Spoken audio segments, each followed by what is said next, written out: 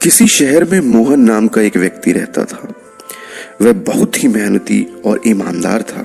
साथ ही वह लोगों की मदद के लिए भी हमेशा तैयार रहता था। पर बावजूद इन गुणों के उसे जीवन में सफलता नहीं मिल रही थी।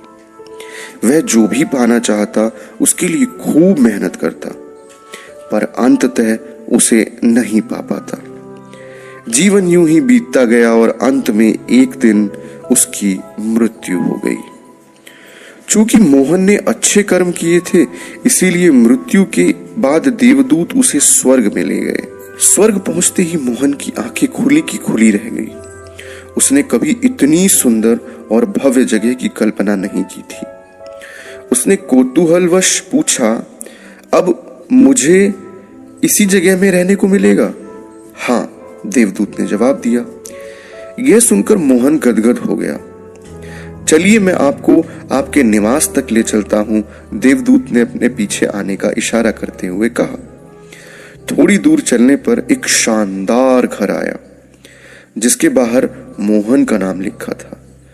देवदूत मोहन को घर दिखाने लगा। ये आपका शयन कक्ष है, यह दूसरा कक्ष आपके मनोरंजन के लिए है। ऐसा करते करते वे एक ऐसे कक्ष के सामने पहुंचे जिसके द्वार पर स्वप्न कक्ष लिखा था। अंदर प्रवेश करते ही मोहन स्तब्ध रह गया। वहां ढेर सारी चीजों के छोटे छोटे प्रतिरूप रखे थे, और ये वही चीजें थीं जिन्हें पाने की कभी उसने कल्पना की थी। मोहन ने उन चीजों की तरफ इशारा करते हुए कहा, हे देवदूत, ये तमाम वस्तुएं, ये कार, ये घर, ये आईएएस अधिकारी का पद इत्यादि, ये तो वही हैं जिन्हें मैंने पाने की न सिर्फ कल्पना की थी, बल्कि इनके लिए खूब मेहनत भी की थी।